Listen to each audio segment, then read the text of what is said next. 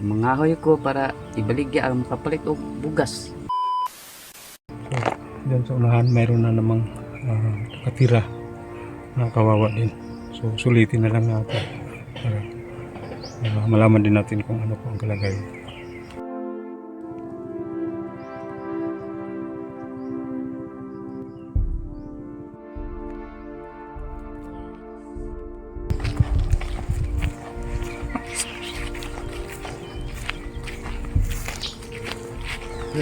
Oo. May tao? Oo.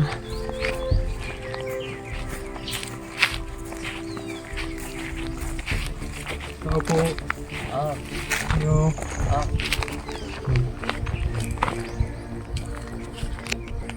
Mayong udto. Oh, may Kuya? Oh, may unto daw. Pangalan din mo kuya? Undong. Undong. Oh, Unsa man ka kuya? nang naglungag daw. Naglungag. Oh, Unsa man imong gilungag? kana ang kuan ng umay. May? Oh, Hmm. kanang Hugas? oh, palit ko ng mga 1 kilo. Pila ay edad sa nimo? Yeah, undong. Kuan. Undong mo? 38. Ha? 38. 38. Na kay asawa. Wala. Anak. Wala po. Ikaw raw sa nagpuyo dire? Akong papa niya kuan lang po kog payag dire kay sa mga mong balay nga wala pa man maayo. Naglain lang sad ka. Oh, Ba? So unsa imong sudan ron kaya? kana ang kuan, kana ang buwad. Buhat? Oh, Unsa sad imong pangabuhi diri kuya? Nga maportahan nimo? Naiusahay kanang mangahoy ko para ibaligya ang kapalit og bugas. Ba?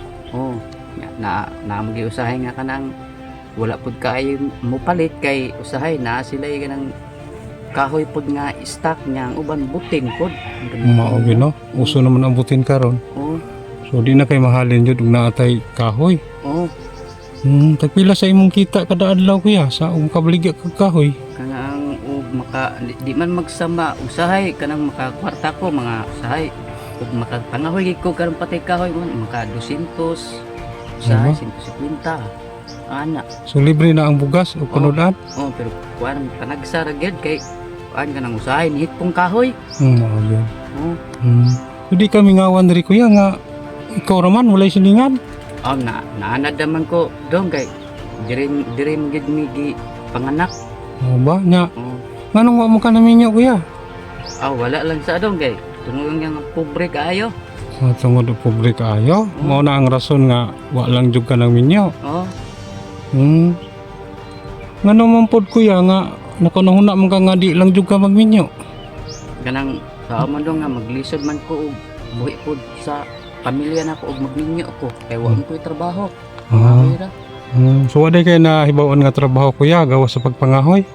Kanang nakasuway ko trabaho sa una kaning nakapalit sa iyota kanang pahilpiron ko og kontraksyon. Oo unya.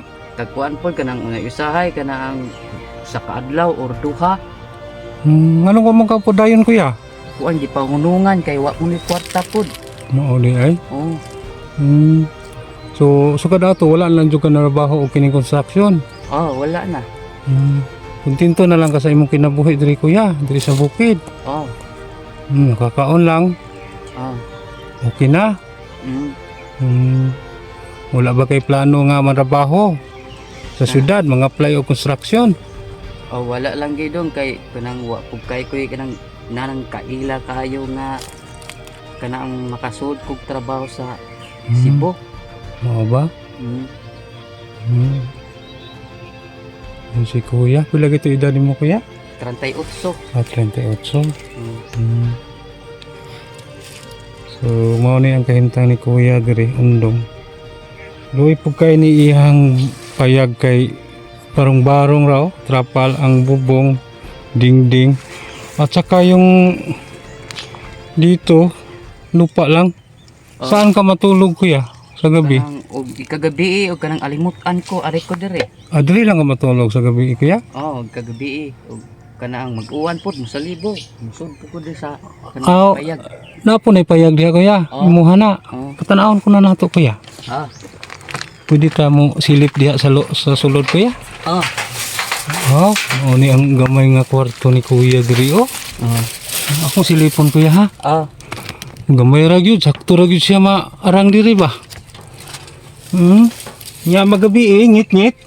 Kanang kuan na dong usahay kanang ngit-ngit naanad lang ko daw sa ngit-ngit na ispat nga di lighter. Lighter lang. Pang iwag-iwag. Nya imong tubig diri kuya. Tabay. Tabay ang balon. So, ginabuhi ni kuya diri simple ra jud kaayo. Makapalit tag bugas ug sudan.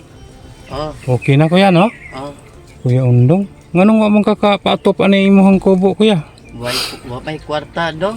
Way kwarta? Ako lang ning sa pawan ang ginakugsin kay mutuo naman. Wala da kay kapanghuwag kawayan ibungbong ani imong kubo. Wala po dong kay dili mo ko na nang largo.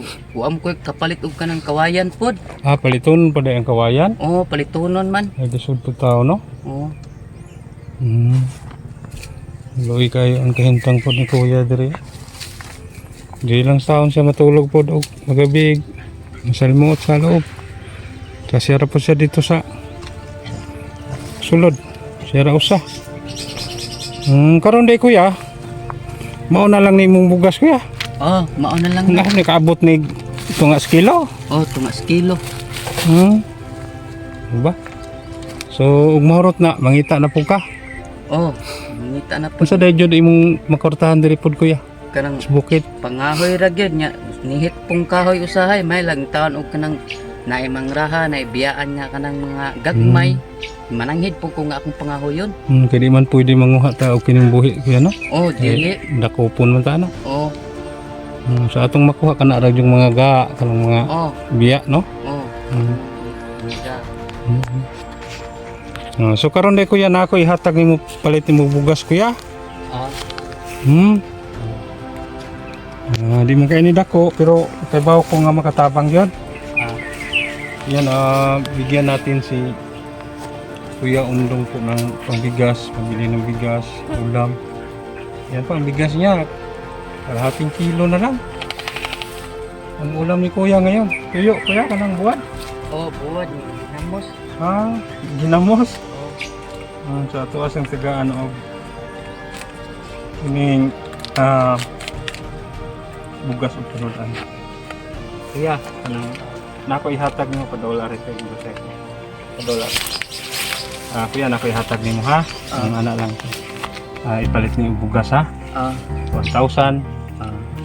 Kiring 1,000 ipalit mo sudan imo lang dito yuton ba ha. Ay lang timba og palit kay umantay rip. Madaot man, masira ang ulam. So kapag may dumaan na naglalako ng isda, bili ka lang 1 kilo, kalahating kilo ha. Ipalit nito ni kanang sudan. Salamat kayo sa grasya na gihatag nimo sa ako dong ug sa Ginoo. Salamat kita una sa Ginoo kuya no. Kay nagi siya tao nga gigamit ng instrumento nga maabot ko diri sa inyong lugar. No? Maraming salamat dahil sa ating Panginoon at sa ating sponsor na hindi napakilala. Buutan ka atong sponsor. Napakabait po kahit hindi niya tayo kaano-ano pero hindi siya nagdadalawang isip na mag-share ng blessing no sa mga kababayan na sobrang hirap sa buhay no. Sige kanang kuya ha, kanang di ra po magdugay at sunahan po. Sige. Nangita pa po ko og dissolving atong tabangan mga kabro. So ma'am, sa ating sponsor na hindi napakilala, maraming salamat po ma'am. Share po tayo ng blessing sa ating mga kababayan na hirap din sa buhay.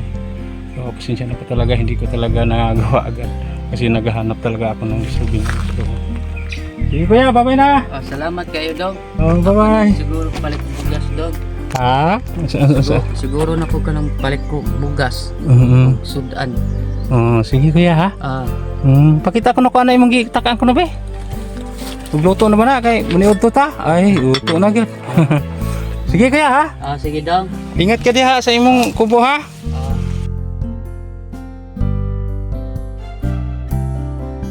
Yan kasama natin ngayon si Ate Josil, siya po ang guide natin ngayon. Nairi tayo ning tabang po sa mga ring. Pero ate napansin ko po, mayroon kayong kapasanan ba? Nakakay ka ng